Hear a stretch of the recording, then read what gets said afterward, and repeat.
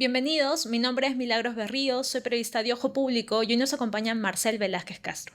Él es doctor en literatura latinoamericana, también cursó el doctorado en historia y estudió derecho. Es profesor principal de la Universidad Nacional Mayor de San Marcos, donde es candidato al decanato de la Facultad de Letras y Ciencias Humanas.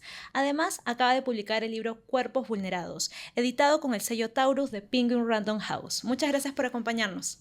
Un gusto estar contigo, Milagros, y acá en Ojo Público. Muchas gracias. A ver, hace unos días un video ha reabierto una discusión necesaria, la apropiación cultural en la moda. La diseñadora peruana Anaísa Manés criticó que un colectivo indígena Shipibo Conibo le haya cobrado por compartir sus saberes y técnicas. Esto ha generado el rechazo a organizaciones indígenas y de un gran sector de la población. Sin embargo, este hecho parece no ser aislado, sino que evidencia una situación o algo aún mayor, ¿no? ¿Cuán arraigada está la apropiación cultural y el extractivismo cultural en nuestra sociedad y qué implican ambos conceptos?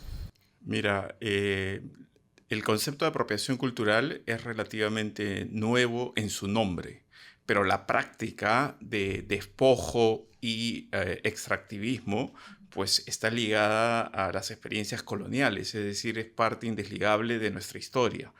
Sin embargo, creo que hay que colocar este episodio, digamos, en un marco global, ¿no? Donde ha habido múltiples casos semejantes que han involucrado a grandes marcas, cadenas comerciales, Zara, Carolina Herrera, Nike, en distintos casos en el mundo, pero donde la estructura es muy semejante, ¿no?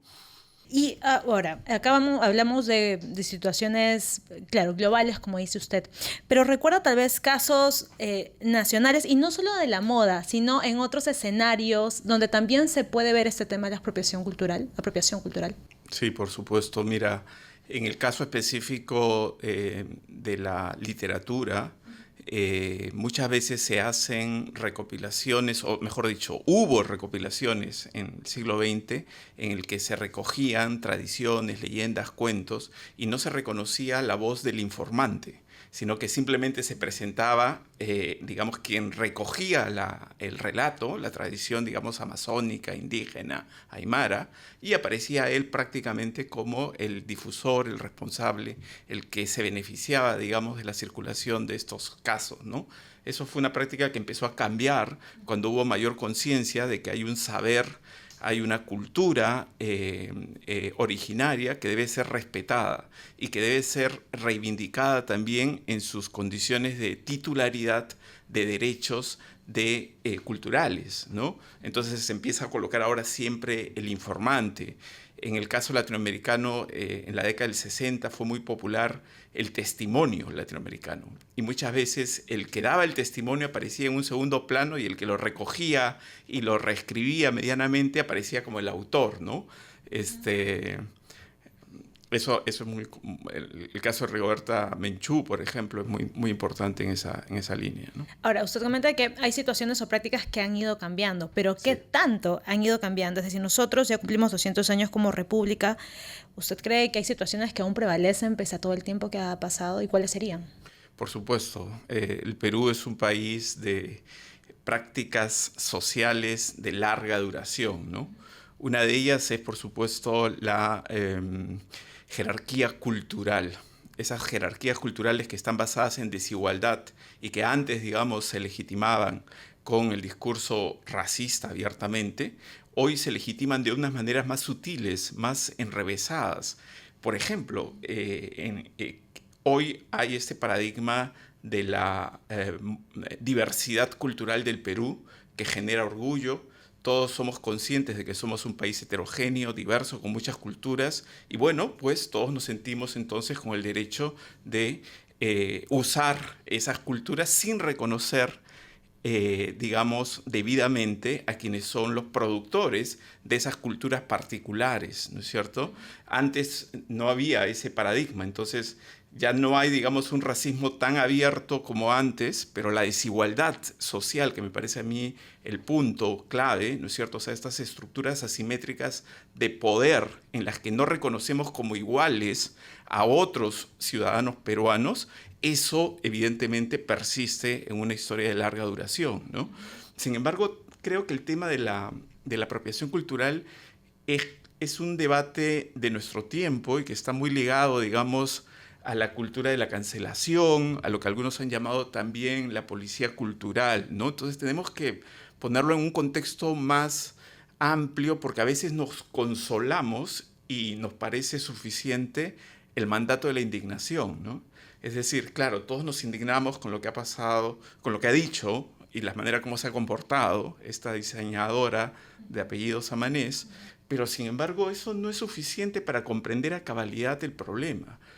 Mira, yo creo que, como es obvio, toda cultura es comunicación, es intercambio y reformulación de códigos. Picasso, cuando vio las esculturas africanas por primera vez y se inspiró en mucho en ellas para crear el cubismo, sin duda, digamos, hay un acto creativo que se fundamenta en culturas que tenían otro contexto, otra ritualidad, ¿no? Qué sé yo, Elvis Presley con los ritmos africanos, afro-norteamericanos, digamos, para crear el rock. Entonces, yo creo que es bien interesante entender, digamos, el problema en varios niveles, ¿no? Primero hay que reconocer que es inevitable el contacto y la interacción de culturas, porque si no caemos en una fantasía inversa que es también reaccionaria, y es creer que los pueblos tienen una identidad, una pureza cultural incontaminada, ¿no? Que se mantienen tal cual, que poseen un conjunto que no puede ser tomado o interactuar de manera horizontal, porque ese es el punto. Tiene que haber una interacción horizontal, no asimétrica, no basada en el poder, no basada en el dominio, ¿no? Y eso también hay que decirlo. Uh-huh.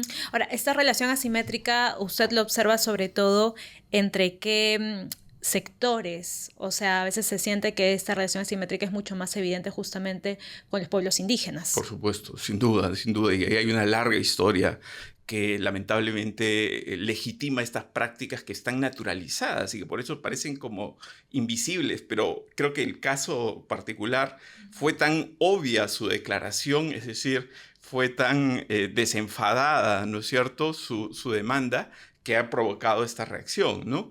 Pero sin duda la relación entre el Estado y los pueblos indígenas es una relación asimétrica y la relación entre, digamos, los sujetos urbanos criollos con los pueblos indígenas en general es una relación también muy asimétrica y que todavía conserva rezagos de esas experiencias postcoloniales que nos siguen marcando, ¿no? Entonces no los consideramos ciudadanos plenos, no los consideramos titulares de derechos como nosotros. Entonces, propiedad intelectual y beneficio económico para mí y para ti, ¿no es cierto?, el museo de la identidad étnica perpetua, fosilizada, como si fuese el Perú un supermercado de identidades étnicas que todos paseamos y compramos lo que requerimos y seguimos adelante. ¿Y por qué no lo superamos? Es decir, ¿por qué seguimos hablando de una relación asimétrica y no esta relación horizontal que usted también plantea? Porque en principio nos conocemos poco. Las culturas amazónicas en particular son culturas que no han tenido, digamos, la oportunidad de interactuar cabalmente con las otras culturas que forman el Perú, ¿no? Es un lugar donde el Estado prácticamente no llega, y cuando llega mal, como en el caso de los abusos de los profesores de colegio, ¿no? Entonces es un lugar que está en gran parte dominado por economías ilegales. No hay condiciones, digamos, para un intercambio cultural pleno y rico. Eso ocurre de manera excepcional. La norma se convierte más bien en el extractivismo, en la relación asimétrica, violenta, vertical, en el dominio y en la apropiación, ¿no es cierto? Hay diferencias, para identificar y precisar conceptos entre la apropiación cultural y el extractivismo cultural. Mira, yo creo que la apropiación cultural es un nombre, estos que se vuelven, digamos, globales y que responden mucho a la naturaleza de nuestro tiempo y a las demandas y angustias de un sector de la población que está muy empoderado en redes sociales. Tú no vas a encontrar el nombre apropiación cultural hace 30 años. Es un concepto totalmente nuevo. Pero está refiriendo sin duda a una práctica que sí se podría vincular con el extractivismo cultural o con las apropiaciones culturales coloniales, que eso sí es algo de larga duración y que nosotros lo podemos ver en el caso del Perú desde la llegada de los españoles, sin duda, pero a nivel mundial, digamos, sobre todo el siglo XIX, que es el gran siglo, ¿no?, de las experiencias coloniales, pues constantemente hubo este tipo de extractivismo, de convertir la cultura del otro en una mercancía que me dé ventajas económicas, ¿no? Mencionaba el Estado, y eso también quería consultarle. ¿Cuál es el rol del Estado en toda esta discusión, en esta conversación? ¿O cuál debería ser? O sea, hablemos de un Estado que por un lado promociona lo que se denomina la marca Perú, por ejemplo, ¿no? Pero también hay dirigentes justamente indígenas como, por citar alguna, Ketty Marcelo de ONAMIAP, que ya señalaba hace poco y le escuchaba comentar sobre esta situación y decía, bueno, existe una marca Perú, pero en el fondo folclorizan nuestras identidades y convierten a los indígenas en objetos y no sujetos de derecho. Entonces, ¿cuál es el rol del Estado? Sin duda, el Estado podría crear algún tipo de registro de derechos culturales de los pueblos indígenas para que estén protegidos por la normativa, ¿no? Porque acá hay un problema de fondo y es que nosotros nos movemos con un sistema legal que está basado en el individuo, ¿no?, que está basado en la persona, digamos, como titular de derechos. Y entonces es bien difícil adaptarlo a sociedades donde el titular del derecho es la comunidad, es el colectivo. Entonces el producto cultural, digamos el diseño, para ser específico, ¿no es cierto?, pertenece a un colectivo, pertenece a una comunidad. Entonces, ¿cómo protegerlo, no?, si no reconocemos que esas comunidades son titulares de derechos? En México hay un ejemplo muy interesante en el cual el Estado protege los derechos culturales de distintas comunidades, de distintos pueblos originarios, y de manera que si pasase una situación como esta, pues ellos estarían amparados para poder actuar también legalmente, ¿no? Exacto, en México hay una ley federal, incluso en Guatemala, por ejemplo, también se discute una iniciativa con penas que van desde prisión hasta, bueno, multas también vinculadas a estos temas. Y acá en Perú hay una ley, que es la 27811, que, digamos, en el papel establece un régimen de protección de conocimientos colectivos de pueblos indígenas vinculados a recursos biológicos e incluso ha creado un fondo para el desarrollo de estos pueblos, de los pueblos indígenas. Pero también, según dirigentes, ellas señalan que, bueno, finalmente está en el papel, ¿no? y no se avanza Bueno, frente a eso. en mucho la legislación del Perú es parte de la ciencia ficción, ¿no es cierto? Claro, existe allí y nada más, es decir, no se materializa en relaciones sociales, ¿no? Por ejemplo, ahí veo lo que tú mencionas, ¿no es cierto? Este interés, digamos, por la biodiversidad genética que tiene el Perú. Pero por supuesto el Perú está siendo saqueado hace décadas en la biodiversidad genética. Ya hay países donde la quinoa, digamos, se produce en mejores condiciones que acá, ni que se diga de la papa y de muchísimos otros productos, digamos, oriundos que tenían un valor y que el Estado no ha sabido preservar ni proteger, ¿no? Y no es solo responsabilidad del Estado, creo que también la sociedad civil tampoco ha sabido, digamos, participar e involucrarse cabalmente en esto, que tanto orgullo nos da para decir Perú, país diverso, pero sin embargo no protegemos cabalmente a quienes son los creadores, a quienes son los guardianes de esa diversidad, justamente porque son pueblos originarios, porque son personas racializadas y porque tenemos pues una estructura asimétrica de dominación larga en el tiempo y que seguimos reproduciendo con nuestras conductas particulares. Eso lo tenemos en el ADN, ya está marcado ya en No, esa no, sociedad. nada es definitivo. Lo cultural siempre puede cambiar y de hecho cada vez se ven cambios, digamos, ¿no? Pero creo que este evento, este caso Samanés, ha puesto en evidencia, ¿no?, la persistencia de estas estructuras mentales de dominación, porque también acá hay un problema cognitivo, ¿no?, de la manera como entendemos la producción cultural de estos pueblos originarios, ¿no? Porque con este relato nacional de la diversidad y del orgullo por pertenecer a un país diverso, pues me siento legitimado para utilizarlo sin entregar ninguna contraprestación digna, justa y en una relación horizontal de negociación. Y por qué es importante reconocer este tipo de memorias, ¿no? O sea, también el arte quené, por citar este ejemplo, es una forma de resistencia indígena, ¿no? Por supuesto, mira, yo creo que vivimos un tiempo en el cual las buenas intenciones y los discursos, digamos, que buscan muchas veces reconocimientos y reivindicaciones, contienen, sin embargo, una serie de elementos, digamos, ambiguos, por decirlo menos, o ambivalentes, ¿no? ¿A qué me refiero? A que cuando nosotros decimos la cultura de un pueblo expresa, sin duda, su historia, su resistencia, su voluntad de preservar, ¿no? Su visión del mundo, ¿no? Su lenguaje, sus prácticas. Y por supuesto que eso es cierto y nadie puede dudar de ello. Pero el peligro viene un poco por lo que decía antes, ¿no? De encapsular a estas culturas y condenarlas, digamos, a ser idénticas a sí mismas por siempre. ¿Por qué no puede haber dentro de un diseño, digamos, amazónico en general, de cualquier pueblo originario, Shipibo, Conibo, digamos, el uso creativo de formas del diseño moderno?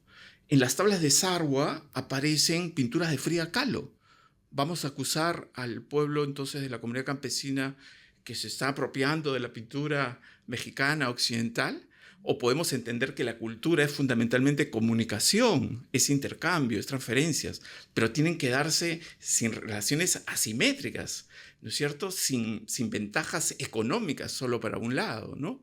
Entonces creo que el debate tiene que ir más allá de decir: esta es una identidad que hay que preservar y por lo tanto hay que mantenerla congelada, ¿no es cierto? Y ponerla, digamos, en un escaparate para que todos la admiremos, pero que no puede interactuar con el resto, que no puede transformarse incluso a sí misma, ¿no? Pero estamos en las condiciones de justamente esta discusión y este intercambio para que las relaciones no sean asimétricas. O sea, ¿quién puede regular y decir si, bueno, esta es la forma de poder interactuar? Sin duda. Acá en el caso específico Samanés, las asimetrías son totales, ¿no es cierto? Estamos ante alguien que se coloca, digamos, dentro de la cadena de valor, ¿no es cierto?, del mundo de la moda, ¿no? En un nivel de clara ventaja frente a quienes realizan, digamos, el diseño original, ¿no? Ese tipo de modelo hay que desecharlo, hay que cuestionarlo, ¿no?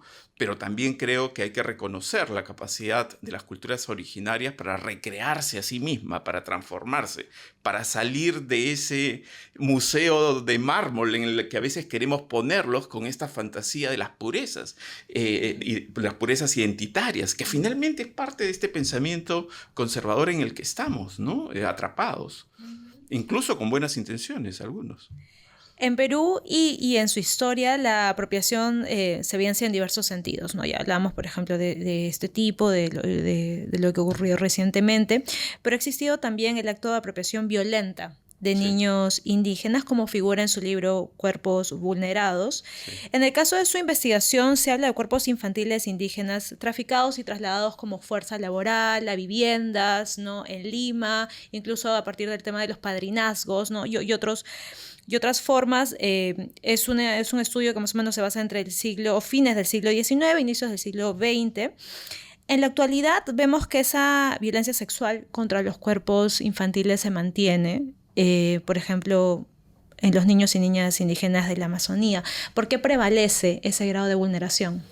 Sí, mira, en el siglo XIX el concepto de infancia, tal como lo entendemos hoy, no existía, ¿no? Entonces los niños estaban, digamos, sometidos a unas lógicas de jurisdicción muy fuertes, muy verticales, muy autoritarios, desde los propios padres hasta la escuela, las figuras religiosas y en general toda la sociedad. En ese marco existía además un grupo que eran los niños indígenas, que eran particularmente, digamos, sometidos y en muchos casos traficados. Eran vidas desarraigadas que se trasladaban a las ciudades de la costa, principalmente a Lima, como parte de la servidumbre doméstica. Y estamos hablando de niños que estaban entre los 5 y los 11 años. Y era muy ostentoso para la familia urbana tener un sirviente indígena. Y nuevamente acá lo de las fantasías de la pureza racial, a quien vestían además de manera andina y sacaban a pasear llevando la alfombra detrás de la señora que se iba a rezar, por supuesto, por el bien de la humanidad, a las iglesias. Entonces, había en esta práctica no solamente voluntad de dominio y poder sobre los cuerpos más vulnerables, sino también prácticas cortesanas que se reproducían del mundo colonial, ¿no? Tener una servidumbre vistosa, exótica, ¿no? Y esto se mantuvo por muchos años y se creó toda una serie de redes de tráfico infantil que beneficiaban a las familias en casa, bajo las retóricas, por ejemplo, de la civilización, de la educación. Te voy a dar educación. Acá en la ciudad de Lima vas a prosperar. ¿Qué haces ahí perdido, no es cierto, en tu pueblo rural, ¿no? Cosas que hasta a veces todavía se escuchan. No hace mucho se escuchaban, por lo menos de manera más frecuente, ¿no? De manera, ahora quizá ya no de manera tan desembosada, ¿no? Entonces, el libro lo que estudia es también la resistencia de estos niños, cómo fugaban, por ejemplo. Hay un análisis que se ha hecho a lo largo de muchos años con fuentes periodísticas para ver los avisos de fuga de cholitos, porque así se les llamaba, cholitos y cholitas. Y se demuestra que en la década de 1860, durante 10 años, había 8 fugas mensuales de niños de la ciudad de Lima tratando de recuperar el control sobre sus propias vidas. Entonces, como siempre, dentro de toda historia de explotación hay también una historia de lucha, de subversión contra ese poder, ¿no? Entonces, la primera parte del libro tiene que ver con esa y la segunda tiene que ver con el anticlericalismo y las batallas que dieron para denunciar los abusos de la iglesia en las escuelas. Y ahí creo que encaja muy bien con este tema actual, tan tremendo, ¿no es cierto? Porque vemos que a pesar de toda la indignación que suscitó, se siguen produciendo los ataques y la violencia sexual contra estas niñas indígenas en Amazonas, en Condorcanqui, ¿no es cierto? Ha habido 22 casos nuevos en las últimas semanas.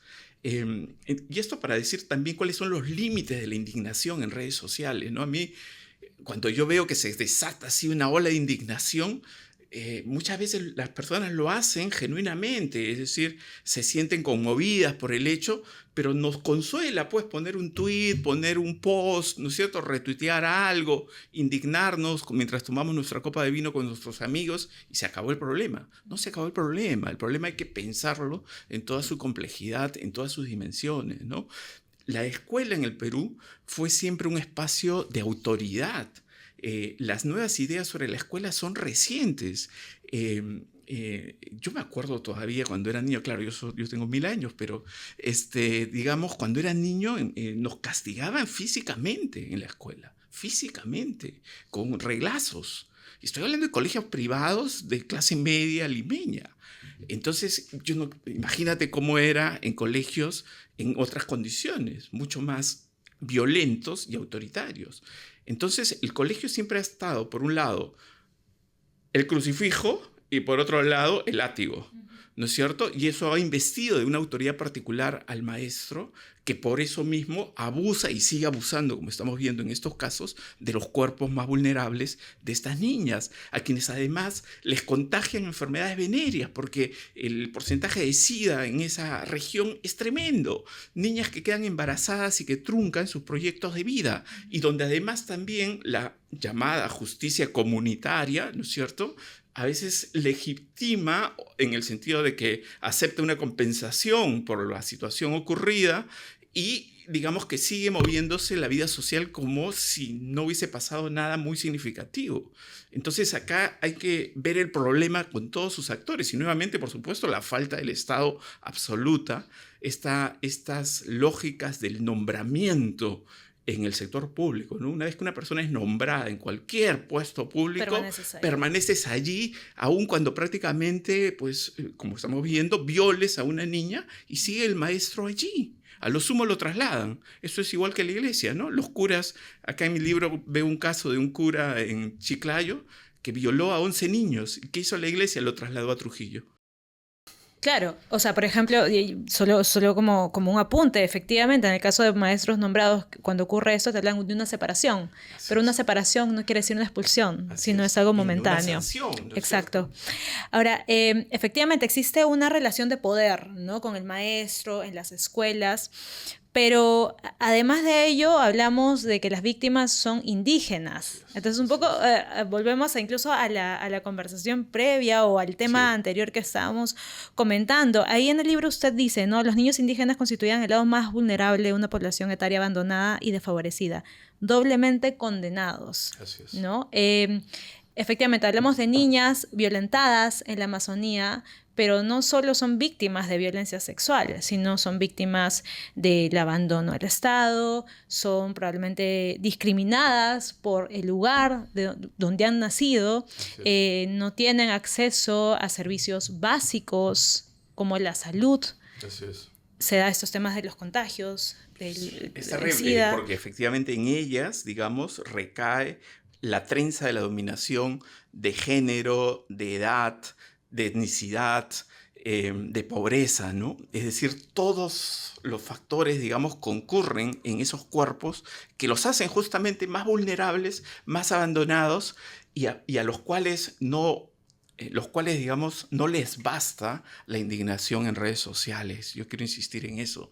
Tenemos que pensar el problema de una manera mucho más integral y actuar con políticas públicas, ¿no? Muchos de estos colegios son internados, es decir, que son niñas que vienen de distintos lugares y permanecen allí. Sí. Eso es, digamos, lo que da esa carta abierta para los profesores investidos de autoridad que abusan, ¿no es cierto?, de ese poder y violan a estas niñas, ¿no? Arruinando sus proyectos de vida. Y eso está ocurriendo ante ojos de todos. Y hay múltiples responsables y múltiples actores que pudieran hacer algo y no lo están haciendo, ¿no?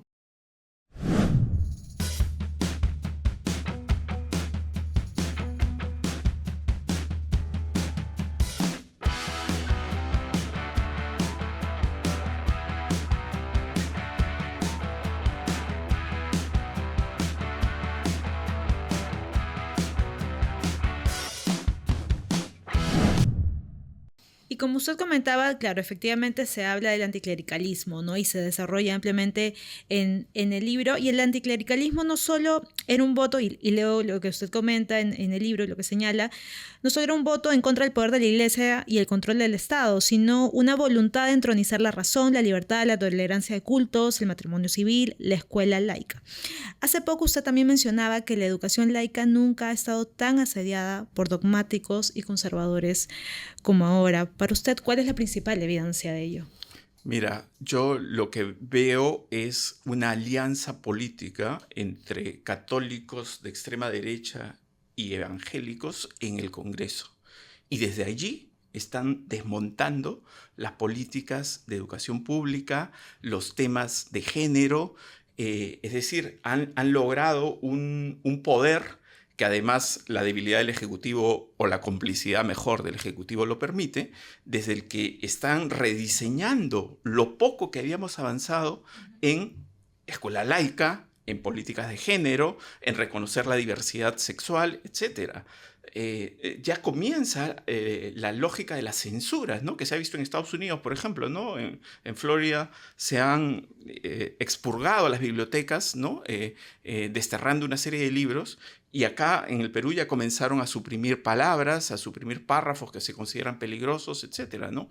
Entonces, creo que esto no hay que verlo solo en el Perú, sino nuevamente en un contexto global de avance de una ultraderecha conservadora y digamos, moralista, que además, paradójicamente, vuelve a considerar a los hijos como propiedad de los padres, ¿no? O sea, es esta lógica exacerbada del liberalismo. Entonces yo soy un sujeto que soy ciudadano porque soy propietario de algo. Y entre ese algo incluso el cuerpo de mis hijos. Exacto, y ahí en su libro usted hace mención o dice que esta es una premisa de movimientos como Con mis hijos no te metas. Por supuesto, Con mis hijos no te metas y las marchas que van a venir en pocos días, me parece que viene la marcha de la familia, ¿no? Y que además está con dinero público nuevamente de la Municipalidad de Lima, solventándose, organizándose, ¿no? Difundiéndose. ¿Hasta qué punto se puede llegar o cuál es el principal riesgo? Mira, el principal riesgo para la escuela y la universidad son espacios donde debe primar el libre pensamiento, la libertad de conciencia, las distintas perspectivas. La experiencia religiosa y la elección de una religión debe quedar en la dimensión privada Y bienvenida y respetadas todas en tu dimensión privada, pero no puedes llevar esas convicciones dogmáticas de tu fe al espacio público y buscar moldear la sociedad de acuerdo a tus principios religiosos. Ese es el peligro que estamos viendo en el Perú y a mí me parece que es uno de los peligros mayores. Esta alianza entre la extrema, entre comillas, extrema e izquierda también entre comillas, de los congresistas que nos dejó Castillo, que por cierto me parece que es el daño mayor que nos ha hecho, ese tipo de congresistas que llegaron con él, y la ultraderecha por el otro, y construyendo esta agenda para tumbarse, digamos, ¿no? La SUNEDU, para tumbarse todas las reformas educativas, todos los temas de políticas de género, pues están rediseñando el espacio universitario y escolar de manera negativa. Dentro de ese rediseño del espacio universitario podemos hablar de la situación de San Marcos. En octubre pasado no solo se suspendieron las elecciones, ¿no?, para decanos, consejo universitario, asamblea universitaria de las 20 facultades ahí en la universidad, la más antigua de América, sino también se pidió la protesta y sobre todo se violentó a los estudiantes dentro del campus, ¿no? Un campus donde no solo deben recibir clases, sino también debe ser un espacio abierto para la discusión. Ya ha pasado un mes. ¿Qué tanto ha cambiado la situación en la universidad? ¿Qué se sabe de las elecciones y qué se sabe también de los responsables de estos ataques a los estudiantes? Sí, mira, lo primero que quiero decir es que ese día, el 17 de octubre, se cruzó una línea roja, ¿no? Yo soy profesor de San Marcos ya hace 20 y tantos años, he estudiado uno de mis pregrados en San Marcos, conozco muy bien la universidad y nunca había visto que una autoridad utilice matones para golpear a los estudiantes. Esto me parece increíble, digamos, siempre los enfrentamientos eran con la policía, en fin, ¿no es cierto? Pero acá lo que ha habido es la presencia de personas ajenas y también de agentes de seguridad que han sido identificados por los propios estudiantes. Acá lo notable también, y acá nuevamente la resistencia, ¿no? Los estudiantes son los que se han organizado y han logrado identificar fehacientemente quiénes son los que han participado. Pero como en el Perú siempre existe, ¿no?, la realidad y verdades oficiales, por otro lado se ha formado una comisión investigadora que, como toda comisión investigadora, pues no ha avanzado nada. Ha pasado un mes. Las cámaras de ese día fueron, digamos, retiradas a los pocos días. No se sabe bien por orden de quién. Las personas de seguridad deberían explicarlo. Por supuesto, mantenimiento. De manera que las cámaras que estaban dentro de la universidad y que eran claves, digamos, para testimoniar, ¿no es cierto?, para lo que había ocurrido, no se pueden aparentemente consultar ahora. Qué oportuno, ¿no es cierto? Entonces, claro, se da una investigación supuestamente independiente, pero quienes están designados para llevar a cabo la investigación son personas allegadas a las autoridades actuales. Entonces, soy juez y parte, ¿no? Honestamente, tenemos pocas esperanzas en esa comisión. Creo que el periodismo, en el sentido de reconstruir los hechos con documentos y con precisión, como han hecho los estudiantes, es lo que va a ir dando la pauta de qué ocurrió ese día. Pero las responsabilidades políticas tendrán que asignarse seguramente en una nueva situación, no en la actual, donde las autoridades no tienen interés en desentrañar qué es lo que ocurrió allí. Eso con relación a estos actos violentos y con relación al tema electoral. Precisar también que usted es candidato, ¿no?, al decanato de la Facultad de Letras y Ciencias Humanas. Hace poco un comunicado se señala que ya hay un nuevo comité electoral. ¿Cuál es la situación? ¿Cuándo serán las elecciones? Mira, estamos en la incertidumbre total. Se ha nombrado un nuevo comité electoral hace ya casi un mes. No se ha pronunciado, no ha dicho nada, no ha establecido un nuevo cronograma.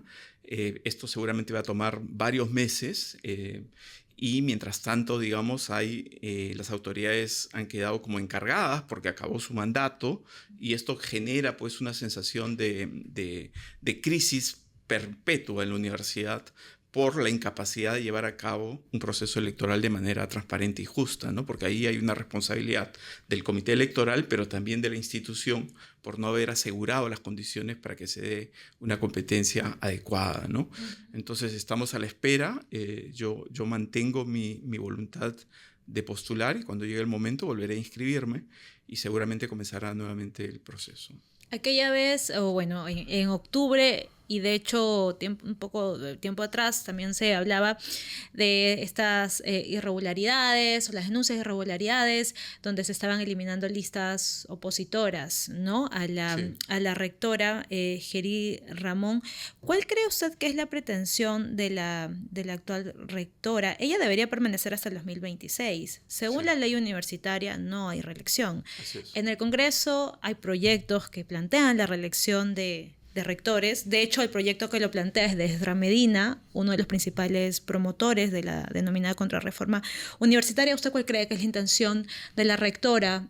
No sé si dentro de la universidad o quizá tiene otros tipos de aspiraciones políticas. Probablemente en algún momento barajaron la intención de una reelección, ¿no? Parados por esta ley del Congreso que finalmente no se ha dado, pero que todavía está ahí, digamos, larvada, se ha presentado, ¿no? Está en un estado latente. Pero creo que lo que ha ocurrido y la atención mediática que recibió San Marcos en esta situación ha debilitado, ¿no es cierto?, la posición de la señora rectora y por lo tanto ella misma se vio obligada a declarar en un medio que no iba a ir a la reelección. Así que lo que esperamos todos es que respete su propia palabra, ¿no? Creo que la alternancia de cargos es algo indispensable en una universidad y esperemos que vengan mejores tiempos para San Marcos. Ahora, toda esta situación ocurre, como hablábamos, en medio de todos estos cambios a la ley universitaria y los cambios a la reforma universitaria que tuvo varios años, que planteó otras modificaciones y que esto ha ido variando con el tiempo. Hace poco, en la ley de endeudamiento del sector público se modificó nuevamente la ley universitaria, ¿no? Y ahora, por ejemplo, según esta propuesta, esta iniciativa, quienes integran el consejo directivo de SUNEDU no deberán haber cesado al menos 2 años antes de postular, como lo decía la ley original. Para ponerlo en algún caso específico o aterrizarlo, en el caso de un consejero actual de la SUNEDU, el señor Andrés Ramos, que era representante del Minedu, hubo justamente denuncias por irregularidades porque él no había cesado, según denunciaban, a tiempo de la Universidad San Martín. ¿Qué es lo que se pretende? Es decir, ya se hizo las principales modificaciones a la ley universitaria, se cambió la SUNEDU. Ahora, ¿cuál sería el siguiente objetivo? Mira, yo creo que el siguiente objetivo, y esto tiene que ver con la alianza congresal que hay mayoritaria, ¿no es cierto? Es otorgarle a las universidades que no han sido licenciadas el retorno al sistema, ¿no? Eso es muy lamentable, muy triste, pero es algo que vemos con claridad que hay bastantes indicios que apuntan en esa dirección. Es darles una nueva oportunidad, ¿no? Una segunda oportunidad. Es decir, a universidades que han traficado con los sueños, los intereses, las aspiraciones de los sectores más pobres, ¿no?, del Perú, se les va a permitir nuevamente que sigan estafando y engañando a los jóvenes. Eso lo está haciendo el Congreso y lo está haciendo además en alianza con otras autoridades rectorales, ¿no? Porque son parte de una coalición que se mueve de esa manera, ¿no? Eso me parece a mí lo más grave, ¿no? Que vuelvan universidades, ¿no?, como Telesub o a las peruanas, que nunca terminaron de irse y que ahora, aparentemente legitimadas por la SUNEDU, van a poder seguir ofreciendo, van a poder ofrecer, digamos, sus servicios universitarios a los jóvenes, servicios, entre comillas, que sabemos están muchas veces basados en simulacros, ¿no? O en esta producción masiva de títulos. Yo sigo Renati cada cierto tiempo, pero ya creo que voy a dejar de verlo porque me enfermo cada vez que ingreso a ver estadísticas. La Universidad Los Ángeles de Chimbote tiene ya más licenciados, magíster y doctores que San Marcos y la Católica casi juntos. La Universidad de Los Ángeles de Chimbote no tuvo... No licenciada. No licenciada. Y sigue produciendo titulados de manera masiva, industrial, a un ritmo que ya es inconcebible. Entonces, todo este tipo de de desmanes, digamos, están siendo permitidos, tolerados y avalados por quienes ahora controlan la SUNEDU y que sin duda son parte de esta coalición que ve a la universidad como un mero negocio, ¿no es cierto? Como un lugar en el cual se puede lucrar al máximo, estafando a cientos de miles de jóvenes. Hablamos de ahí también de pretensiones, ¿no? De objetivos, pero ya con algunas consecuencias evidentes. ¿Cuál cree usted que más bien ha sido el principal golpe de esta denominada contrarreforma a los estudiantes? Usted que es docente y que está ahí, ¿cuál cree que ha sido lo más grave? Mira, lo más grave ha sido impedir la renovación de la plana docente, ¿no? Porque se quitó, digamos, la edad de jubilación. La jubilación universitaria en el Perú es muy mala y habría que luchar para que se tenga una mejor jubilación, una jubilación digna. Es realmente, quienes se jubilan, digamos, pierden casi el 70% de sus ingresos. Y la ley universitaria anterior estableció la edad de 75 años. El Congreso liquidó esa normativa y ahora no hay edad para jubilarse. ¿Eso qué significa? Significa que han retornado muchos profesores muy mayores y que no hay posibilidad de renovación de la plana docente. En un momento en el cual hay muchos jóvenes que tienen doctorados en universidades del extranjero, que tienen publicaciones científicas, que tienen aspiraciones de aportar a la universidad pública y que no tienen la oportunidad ni siquiera de concursar, porque la universidad ha preferido, digamos, mantener o reincorporar a estos profesores mayores. Entonces, la universidad tiene que ser un organismo vivo en el cual haya una renovación. Todos tenemos un ciclo de producción, nadie es eterno, ¿no? Sin embargo, eso no está ocurriendo, ¿no? También en cuanto a los servicios a los estudiantes, hay muchas quejas en todas las universidades públicas, pues estos son insuficientes. Temas de salud mental que están totalmente olvidados y que son muy graves en las universidades públicas. No hay recursos para eso, pero sí hay recursos para otras cosas, ¿no? Entonces no hay realmente la centralidad del cuidado del estudiante, se ha perdido también con estas nuevas disposiciones. Ahora, también, y cambiando de tema, también se cumplen 2 años de las muertes por la represión policial y militar durante las protestas contra Dina Boluarte y el Congreso, ¿no? Usted cuando hablaba de este tema comentaba de que existen 2 esferas que no se pueden lamentablemente cruzar o que no había la posibilidad de se cruce en ese momento, que era la de la impunidad y la de la memoria y el dolor. Hoy, ¿cuál es la que prevalece? Bueno, lamentablemente estamos viendo que prevalece nuevamente en el Perú, que es un país donde la historia de la impunidad y la historia de la corrupción son tremendas, enormes y que atraviesan nuestra historia. Prevalece la impunidad, ¿no?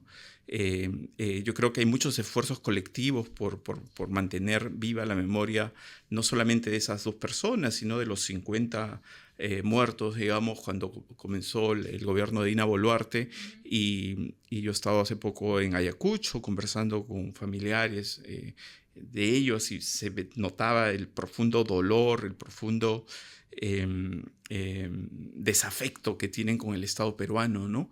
Y esto además que se liga con historias particulares en Ayacucho de larga data, ¿no? Y entonces, claro, yo creo que hay núcleos de memoria viva, ¿no es cierto?, que mantienen viva estas circunstancias y creo que en el gran relato nacional esos episodios van a ir adquiriendo cada vez mayor peso, pero en la esfera política, en la esfera, digamos, del espacio público actual, la impunidad y la legitimidad de los que han perpetrado esos atentados, y en algunos casos crímenes de lesa humanidad, como fue calificado, ¿no es cierto?, a nivel internacional, pues continúan en sus cargos sin mayores consecuencias, ¿no? Entonces la impunidad lamentablemente prevalece. También recuerdo que cuando hablaba de estos episodios usted comentaba que existen ecos discursivos de los 90, ¿no? Donde se falseaba la realidad de manera brutal y se interioriza un discurso falso, ¿no? Para no permitir aparición de voces críticas. Eso cuando hablaba de estos hechos. Sin embargo, en la actualidad vemos otras circunstancias, por ejemplo, ahora que se habla del tema de la inseguridad, ¿no? Cuando se dice que los estados de emergencia sí funcionan, cuando se niega cifras oficiales vinculadas al incremento de homicidios. ¿Usted cree que se mantiene este eco discursivo de los 90 en otras circunstancias? Sí. Además, ahora, producto de las redes sociales, es más fácil crear órdenes que son simulacros de realidad, ¿no? Y es más fácil atrapar a algún grupo de personas en esos registros, ¿no? Yo creo que de manera sistemática este gobierno se distingue por ello, ¿no? Hace poco la presidenta ha dado una cifra de presos en el Perú que no tiene nada que ver con la realidad y no le importa, ¿no? No sale a rectificarse. Y así las cifras que tú has mencionado también, ¿no es cierto? Entonces se va creando desde las figuras de autoridad de los que están, digamos, en la administración del gobierno, un orden paralelo, una isla de la fantasía, digamos, ¿no? En la que todo funciona muy bien y este es un país de maravillas y donde todas las decisiones del gobierno están teniendo efectos cuando nosotros vemos que los estados de emergencia no han funcionado para nada, ¿no es cierto? Y que seguimos, digamos, atrapados en un círculo de criminalidad extrema y una sensación de inseguridad que lamentablemente a los jóvenes nuevamente los alienta a partir, ¿no? O sea, creo que nunca como hoy uno puede notar en las clases medias acomodadas que la primera opción para sus hijos es estudiar el pregrado fuera. Eso es increíble porque estamos perdiendo, digamos, ¿no? Parte de nuestro capital humano. El gobierno está disasociado de la realidad. Así es, el gobierno vive pues en un estado alucinatorio, ¿no? En un orden casi diríamos esquizofrénico, ¿no es cierto? E incluso la presidenta llegó a decir algo así como que ella va a entregar un mejor país el 2026 o nos está llevando por la senda del desarrollo y el progreso, ¿no? Eso será pues quizá para las clínicas de cirugía plástica, pero no para la sociedad peruana. ¿Y qué pasa justamente con el Congreso? Porque acá hablamos de gobierno, pero ¿qué ocurre con el Congreso? Ahora que menciona usted el tema de la cirugía, de la intervención quirúrgica, la mayoría del Congreso o un gran sector, varios congresistas señalan que lo ocurrido, por ejemplo, con este tema de la presidenta no amerita ninguna discusión, ningún tipo de cierto. tensión. Yo creo que el gobierno está muy cómodo con Dina Boluarte, ¿no? O sea, la alianza, la coalición que se ha dado en el Congreso, que domina el Congreso, está muy cómodo con Dina Boluarte. Son cara y sello y la necesitan. Ella es el mascarón de proa de todas estas contrarreformas que se están implementando desde el Congreso y que están transformando, ¿no es cierto?, varios órdenes de la sociedad. Entonces, yo no creo que pase nada, o sea, a pesar de que eso ha implicado, ¿no? Esa situación ha implicado un abandono del cargo, aparentemente, ¿no? Por 12 días o algo así, en las cuales la señora, sin ninguna autorización, sin ningún aviso, ha cometido, digamos, una infracción.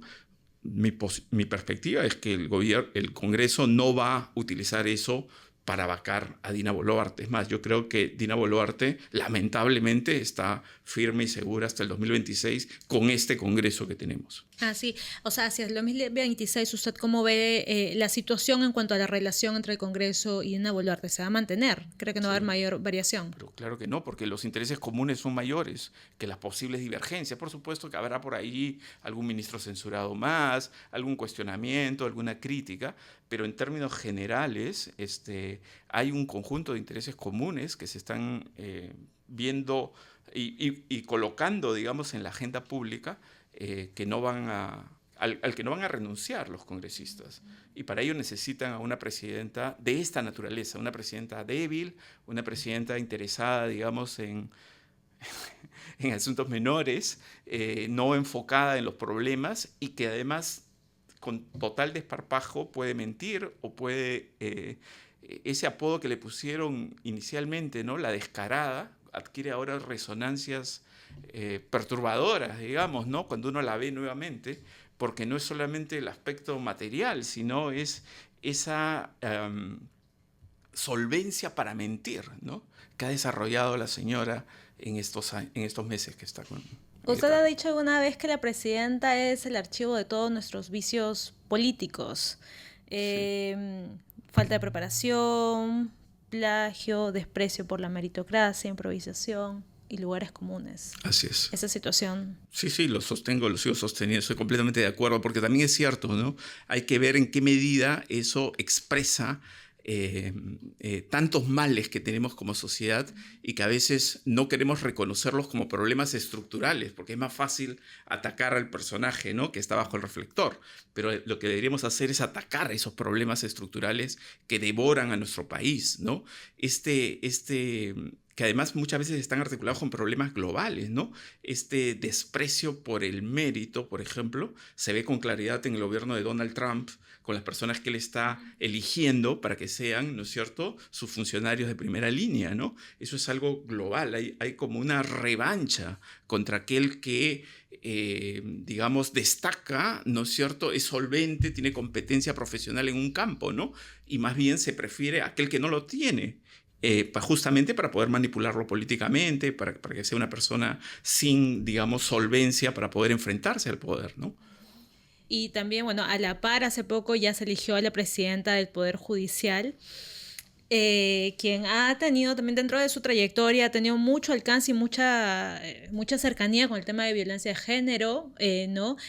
Y ha generado esto una reacción bastante fuerte y no favorable por parte de la derecha y los sectores que, y vamos con el primer tema que hablamos, de los sectores que han respaldado movimientos como Con mis hijos no te metas, y la intervención, y hacen referencia a la ideología de género.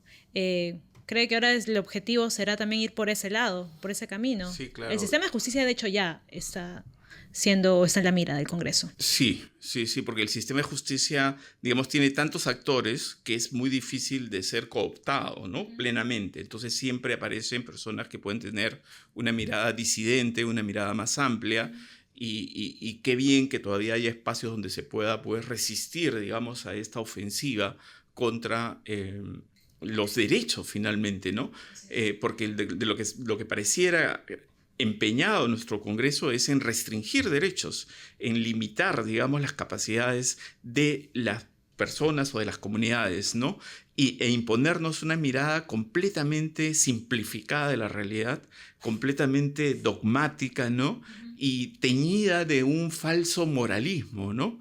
Eso me parece a mí muy, muy preocupante, y eso está tanto en la extrema derecha como en la extrema izquierda, ¿no? Estos congresistas de Perú Libre, ¿no es cierto?, que se arrogan una autoridad moral y que pontifican cuando están todos ellos manchados de corrupción, ¿no? Muchos de sus estudios y sus investigaciones están justamente vinculadas a la historia. Entonces, con lo conversado hasta ahora y estos hechos narrados de la actualidad, ¿con qué época de la historia o qué época de la historia o qué situación, qué momento de la historia la recuerda lo que estamos viviendo ahora mismo en el país? Uf. ¿Y qué nos superamos? Sí, no sé, es un poco difícil pensar en un momento, ¿no?, en el que,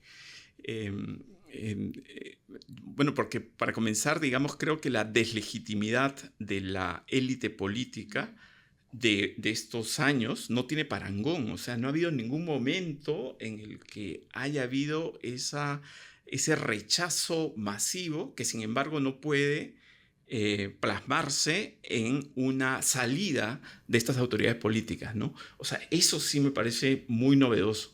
Pero evidentemente que estas políticas del simulacro, estas políticas del falseo de cifras, eso sí tiene muchos antecedentes, ¿no? El fujimorismo sería un ejemplo cercano de ello, ¿no es cierto? Por el lado más moral, conservador, pienso un poco en el oncenio de Leguía, queriendo consagrar el Perú al Sagrado Corazón de Jesús, ¿no es cierto? Eso seguramente en algún momento el alcalde de Lima va a ir en esa dirección. Entonces, claro, es como un momento en el cual los peores momentos de nuestro siglo XX están reapareciendo, ¿no? Y también, por supuesto, estas prácticas de colonialismo, de exclusión, que conversábamos al inicio, ¿no? De desdén por los pueblos indígenas, mientras que por otro lado se celebra, ¿no? Es como Leguía cuando decía, ¿no? Él se declaraba, ¿no?, defensor de la raza indígena, pero establece una ley de conscripción vial para que los indígenas trabajen gratuitamente construyendo carreteras, ¿no? O sea, ese doble discurso de la hipocresía reaparece también, me parece, en estos tiempos. Perfecto, bien.